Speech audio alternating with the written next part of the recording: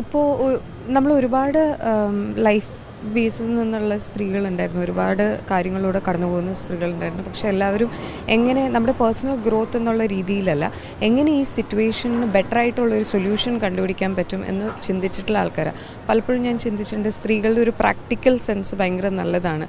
അത് എനിക്ക് തോന്നുന്നു that will help in administration also. ഇങ്ങനെ ഒരു ചർച്ച വന്നതും ഓരോരോ വോക്സ് ഓഫ് ലൈഫിലുള്ള ആൾക്കാരുടെ കാര്യങ്ങളാണ് നമ്മൾ കേട്ടുകൊണ്ടിരിക്കുന്നത്. ശാസ്ത്രജ്ഞർ പറഞ്ഞ കാര്യങ്ങളുണ്ട്, സ്പോർട്സിലുള്ള ആൾക്കാർ പറയുന്ന കാര്യങ്ങളുണ്ട്, എങ്ങനെയാണ് കുട്ടികൾ മയക്കുമരുന്നിന് അടിമകളാവുന്നത്. ഇത് കേട്ടിരിക്കുമ്പോൾ നമ്മൾ ഒരിക്കൽ പോലും എൻ്റെ നോർമൽ ലൈഫിൽ ഞാൻ അറിയാത്ത കുറേ കാര്യങ്ങൾ ഇതിൻ്റെ ഇടയിൽ കൂടി ഞാനും അറിയുന്നുണ്ട്.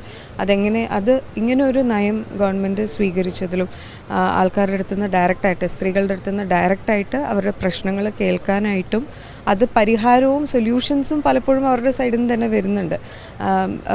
പിന്നെ മാമോഗ്രാം ഉൾപ്പെടെയുള്ള കാര്യങ്ങൾ അത് ഫ്രീ ആക്കണം എന്ന് ഗവൺമെൻറ്റിനോട് ഒരാൾ റിക്വസ്റ്റ് ചെയ്തിരുന്നു. അത് ആസ് എ മെഡിക്കൽ സ്റ്റുഡൻറ്റ് എനിക്ക് ഭയങ്കര ഇമ്പോർട്ടൻ്റ് ആയിട്ടുള്ളൊരു ഒരു അഭിപ്രായമായിട്ട് തോന്നി.